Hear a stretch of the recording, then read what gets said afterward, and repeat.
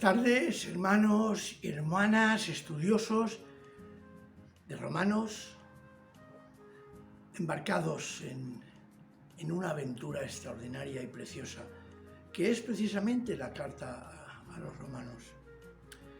Y siguiendo su estudio y recordando lo que hasta hoy hemos estudiado, personalmente me viene al pensamiento algo que podríamos tener todos y descubrir en nuestro corazón como un anhelo precioso, como un anhelo universal, porque todos tenemos ese anhelo, todos tenemos ese sentimiento. No hay ser humano,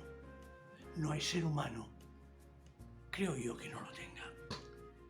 Porque ha de haber, ha de existir, o mejor, es necesario, viendo lo que se vive hoy en día en el mundo, otra nueva forma de vivir. Y lo más grande es que la hay. Y en el capítulo 12 en adelante lo muestra. Por eso es tan importante contemplar y considerar que esta nueva forma de ser y vivir forma parte precisamente de nuestra fe y del plan que Dios tiene en Cristo. Y que lo alcanzamos a través de la fe y de la acción del Espíritu de Dios. Y por eso vamos a seguir, hermanos y hermanas, esta tarde, y con honradez, intentar vivir lo que se nos enseña en Romanos 12 en adelante. Pablo había dicho que el auténtico culto a Dios era la entrega total, personal, de uno mismo a la voluntad de Dios. Y ahora lo va a concretar, lo va a decir cómo ha de ser esa forma nueva de vida. Y lo va a hacer de mayor a menor, de más a menos. Es decir, por un lado, contemplando que todo lo que vivimos como cristianos es un don de Dios y que se vive en iglesia y se plasma en nuestras relaciones personales con Él y con aquellas personas que nos rodean, lo que llamamos el próximo, el prójimo. Y acaba este capítulo 12 con una idea que va a gobernar toda esa descripción que hace él de cómo tenemos que relacionarnos y vivir nuestra vida en Cristo. Dice, no permitas que te venza el mal, antes bien, vence al mal a fuerza de bien. Vamos a leer el versículo 3 del capítulo 12 de Romanos, que dice así: en virtud del don que me ha sido otorgado, me dirijo a todos y a cada uno de vosotros, para que a nadie se le suban los humos a la cabeza. Esto ya lo dijimos, lo intuimos al final del último estudio. Y sigue, sino que cada uno se estime en lo justo, conforme al grado de fe que Dios le ha concedido. Hay un contraste impresionante entre el don de Dios, porque es gratuito, es inmerecido y es para el bien común, y nuestra posible actitud de vanagloria, como si no lo hubiéramos recibido, como si fuera por nuestra prudencia, por nuestra sabiduría, por nuestros estudios. Y eso Pablo lo sabe. Y Pablo avisa que no se nos han de subir los humos a la cabeza. O como nos dice, por ejemplo, en Reina Valera, dice que no hemos de ser vanagloriosos. No debemos de vanagloriarnos. ¿Por qué? Pues porque la regla de medir del creyente es, y aquí nos lo dice, la fe. Conforme al grado de fe que cada uno Dios le ha concedido. El grado de fe, hermanos y hermanas, no se refiere ni mucho menos a decir que hace poco también lo comenté en una reflexión sobre la fe como cualidad. No se refiere, repito, a tener más o menos fe, más o menos creencias. No. Se refiere a la intensidad de fe. Y la intensidad de fe se valora en algo muy concreto, en nuestro compromiso. Dios nos ofrece creer como don suyo y nosotros entonces decimos que sí o no a ese don. Y si es auténtico y real nuestra respuesta, se vivirá la fe de forma comprometida, intensa, auténtica. Y claro, en este caso Pablo podía responder también a formular la pregunta siguiente: ¿cómo se vive esa fe? ¿Dónde se vive esa fe? Porque claro, decimos, yo creo. Vale, pero esa fe hay que vivirla. Y además hay que vivirla en un espacio que es la iglesia. Por eso yo no creo en aquellas personas que dicen, no, yo con creer tengo bastante y ya no necesito congregarme. Peligro. No es cierto, es falso. Es falso. Hay que valorar la fe. Porque si es verdadera fe, necesariamente necesitaremos congregarnos. Fijaos lo que dice el versículo 4-5. Pues así como nuestro cuerpo, que es uno, consta de muchos miembros y cada uno desempeña su cometido, de la misma manera nosotros, siendo muchos, formamos un solo cuerpo en Cristo.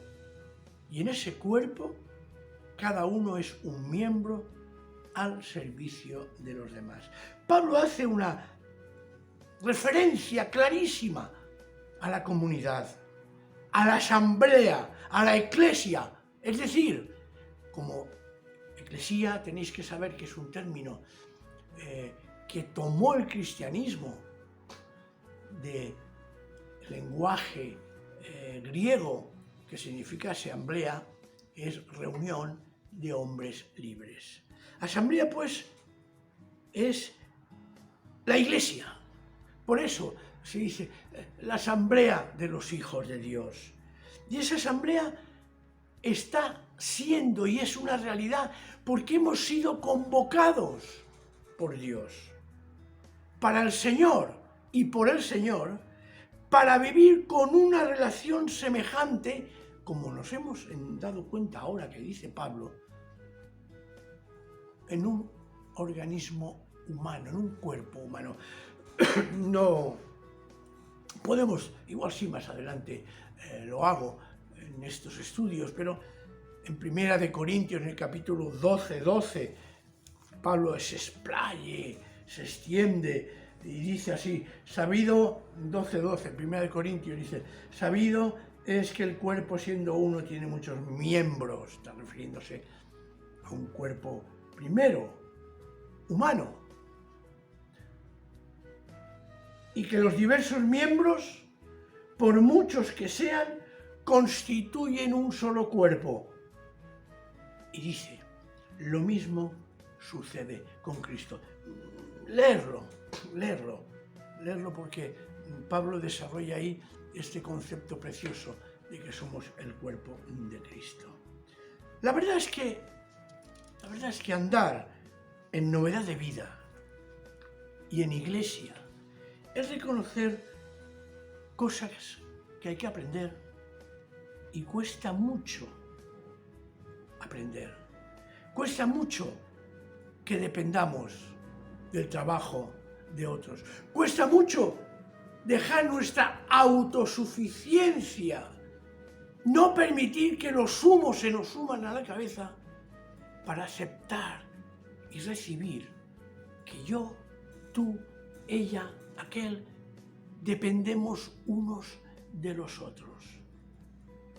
Y deseo aclarar que esta interdependencia no representa una debilidad, sino que es, y es importante verlo así, un don de Dios, un regalo del Señor, una enorme bendición. De tal manera que mientras caminamos hacia el encuentro definitivo con Dios, nos vamos uniendo en Cristo cada vez más. Así que cada uno de nosotros desempeñamos nuestro cometido, nuestra función, lo que hacemos en la iglesia e incluso lo que hacemos fuera de la iglesia como creyentes, lo hacemos y lo desempeñamos como don de Dios. Y con un detalle que tenemos que tener siempre muy presente en nuestra mente y en nuestro corazón, para el bien común. No debemos de olvidar esto. Y como decía antes, hay una nueva forma de vida que es completamente ajena y es completamente diferente a lo que el mundo vive. Hay una nueva forma que aquí Pablo nos da los apuntes y después lo desarrolla en otros lugares. Una nueva forma de vida que es en la fe y gracias a Cristo, unidos a Él por el Espíritu. Porque es posible que esa vida nueva sea realidad. Versículo 5 sigue, dice, de la misma manera nosotros, ¿cuál que está diciendo? Que cada uno somos miembros. Dice, de la misma manera nosotros, siendo muchos, formamos un solo cuerpo en Cristo. Y en ese cuerpo, cada uno es un miembro. Pero un miembro, ¿con qué características? Al servicio de los demás, no al servicio de uno mismo. Cada uno está, cada uno es, y cada uno es llevado por ese don de Dios, y no lo olvidemos, al servicio de los demás. Por eso, sin perder nuestra identidad en nuestra vida, en nuestra conducta cristiana y concretamente en la vida de la Iglesia y en nuestra relación entre nosotros, hay que seguir el ejemplo de Cristo, que vino a ¿qué? ¿Os acordáis aquella frase? Que a veces nos cuesta entender. Él vino a servir. Él vino a servir, no a ser servido. ¿Y cómo se concretan esos dones que cada uno ha recibido de Dios y que han de estar siempre preparados y dispuestos al servicio de los demás? Primero, quiero aclarar, para que nos quede muy claro también esto. Primero, no hay creyentes sin don. ¡Ay, cómo es posible que yo no tengo ningún don! No lo digas. ¿Será que no los he encontrado? ¿O será que aún crees en tus propias posibilidades? No. Todo creyente, y repito, subrayo, todo creyente tiene un don de Dios. La fe misma es un don. Además, no hay don sin utilidad común. Repito, no hay don de Dios sin utilidad común. Es decir, los dones no son para nosotros. ¡Ay, qué guapo soy! ¡Ay, qué bien! No, los dones del Espíritu dentro del cuerpo de Cristo, dentro de la Iglesia, siempre van en utilidad común. Y por eso, tomando lo que antes os he dicho, no se puede ser útil y vivir los dones sin vivir en iglesia. ¿Tenemos claro esto? Pues vamos a seguir con esta exposición que está haciendo Pablo tan extraordinaria de esta nueva forma con la cual debemos relacionarnos en iglesia y con los demás. Fijaos en el versículo 6, dice: y puesto que tenemos dones diferentes según la gracia que Dios nos ha otorgado, lo que hemos dicho antes, a quien haya concedido hablar en su nombre, hágalo sin apartarse de la fe. Pues sigue: el que sirve, y ahora seguiremos, que lo haga con diligencia, el que enseña con dedicación, el que exhorta aplicándose a exhortar, el encargado de repartir a los necesitados, hágalo con generosidad, el que preside con solicitud y el que practica la misericordia con alegría. Esto es importante. Este versículo nos vuelve a recordar, repito, que tenemos dones que son diferentes y que son gratuitos. Y Pablo cita algunos. Y el primero que cita, fijaos, es el hablar en su nombre. En griego podría traducirse, se traduce como profeta. Y como ya he dicho más de una vez, profeta no es aquel que adivina. Profeta no es el que pone el acento en lo que sabe que puede pasar y que Dios se lo ha revelado. No. Que sí que contiene también ese aspecto. Significa hablar en nombre de Dios. Por eso la palabra lo traduce de una manera para mí muy clara, muy clara. Es profeta entonces aquel que proclama la palabra de Dios. Y para proclamar la palabra de Dios has de recibir un don. ¿Y cómo hay que hacer esa proclamación?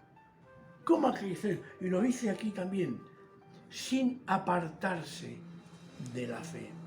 Y claro, ninguno que no realmente crea puede proclamar la palabra de Dios con la efectividad necesaria que da el Espíritu Santo.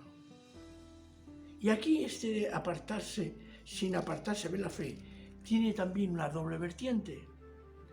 Por un lado, el profeta o profetisa ha de ser una persona de profunda fe. Es que si no, podemos caer en aquello que el Señor Jesús nos dice en Mateo 24, cuidado con los falsos profetas. Pero también esa fe que ha de tener el que habla la palabra de Dios tiene un contenido interesantísimo. Porque yo puedo creer, pero esa fe, ¿qué contiene? Es decir, tenemos todos que decir, yo tengo fe, pero también tengo que confesar en qué creo. Eso se suele llamar el depósito de la fe. Porque el profeta puede hablar en nombre de Dios. Y si lo hace realmente, lo que proclame estará respaldada por la palabra de Dios escrita. Y esta es la norma esencial de cualquier persona que proclama o que dice que habla la palabra de Dios, o que dice: el Señor me ha dicho. Quieto. Esto siempre hay que ponerlo, y lo digo de corazón, ponerlo en cuarentena. Toda persona que habla en nombre de Dios ha de ser lo que Dios le enseña y ha de estar apoyado, repito, en la Escritura. Si no es un falso profeta, si no es así, falso, cuidado, no te fíes. Por eso siempre estamos hablando, tomar la palabra de Dios escrita, escudriñarla, leerla, estudiarla, aprenderla, porque así nunca seremos engañados. Ahora, estudiala bien, estudiala tal como el Señor nos lo enseña. Deja que el Señor te guíe con su Espíritu. Otro don que cita aquí Pablo es el de servir, ¿no? Dice el versículo 7, el que sirve, que lo haga con diligencia. ¿A qué se refiere la palabra servir? En este caso se refiere a la administración, es decir, al hecho de estar siempre dispuesto a administrar aquello que el Señor pone en tus manos con relación a la Iglesia y, cómo no, también en otro aspecto, tener la disponibilidad de ayudar siempre. Y por eso añade, servir con diligencia. Es decir, no para aparentar, no para lucirse. Qué bueno soy, qué buena soy, hay que ver cómo sirvo yo a la Iglesia. Sino con una auténtica entrega, una entrega sincera. Me vais a permitir la expresión, una entrega silenciosa, generosa, sin excusas. Recordad que estamos hablando de una nueva manera de vivir en Cristo. Hemos empezado que necesitamos una nueva forma de vivir. Pues aquí nos la está diciendo Pablo. Y esa vida, repito, os lo digo, es posible. La enseñanza, dice aquí, dice, el que enseña con dedicación, exhortar con carácter amable, restaurar, si es preciso, sin amenazas, dando ánimos para seguir adelante. Hacerlo todo, recordando que estamos hablando del Señor. Y sigue, el que preside, dice, enseña con el que exhorta explicándose a exhortar. Hace un momento lo hemos dicho.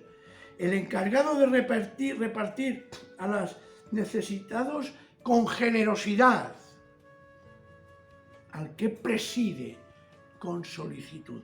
El que preside no se refiere a nosotros que presidimos en el culto. Hoy me toca presidir, hoy no me toca presidir, el domingo que viene, tal. Sino se está refiriendo a aquel que atiende, que cuida, que gobierna. En la carta en primera Timoteo, se utiliza también este término, primera Timoteo en el capítulo 5, el versículo 12, dice así,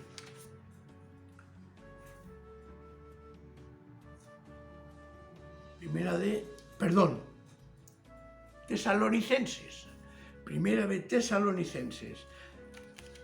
Tesalonicenses, capítulo 5, versículo 12, dice así. Os pedimos, hermanos, que tengáis en consideración a quienes desempeñan entre vosotros la misión de presidiros y aconsejaros en el nombre del Señor. Importante misión, importante función la de presidir. Fijaos, un detalle, ya para acabar. No se cita el don de lenguas, ni el don de sanidad. No se cita. Y es que realmente hay que aclarar que solo se dan en la Iglesia los dones necesarios para aquella Iglesia. Ni más ni menos. Los necesarios y útiles. Y nadie puede ni debe juzgar si se tiene tal o cual don, haciendo de la propia Iglesia el modelo de las otras. Toda Iglesia tiene los dones que necesita para vivir como cuerpo de Cristo en el servicio entre unos y otros. Ni más ni menos. Por lo tanto, si empezamos a mirar, es que tal iglesia tiene ese don y yo no. No, perdón. Si creemos de verdad, reconozcamos que el Señor nos da todos los dones necesarios para nuestra iglesia. Por eso, Pablo en el versículo 9 pone, yo diría la guinda, pone el colofón al tema. Vamos a leer algo que es, como diría yo, la levadura, el fermento, lo que da cohesión a todo lo que hasta ahora hemos hablado. ¿Os acordáis lo que dice en 1 Corintios 13? Que lo más importante es el amor. Y dice así: no hagáis de vuestro amor una comedia. Aborreced el mal y abrazad el bien. No hagamos de nuestro amor una obra de teatro para ser aplaudidos por los demás. No hagamos de nuestro amor una obra de teatro para poder cobrar entradas a esta obra y enriquecernos indebidamente. No. Y acabo, para que lo tengamos presente. No hagamos de nuestro amor una comedia. Al contrario, aborrezcamos el mal y abracemos, acojamos, unámonos fielmente al bien. Quiero al Señor que la reflexión de hoy nos sirva para profundizar más en sus cosas, en su misericordia. Y como he dicho ya al principio, para empezar a vivir una nueva forma de ser por la fe y en Cristo Jesús. Amén. Un soldado a casa hoy regresó y un niño enfermo se curó. Y hoy ya no hay más sombras que te cubran. Un desamparado se salvó por causa de una buena acción. Y hoy nadie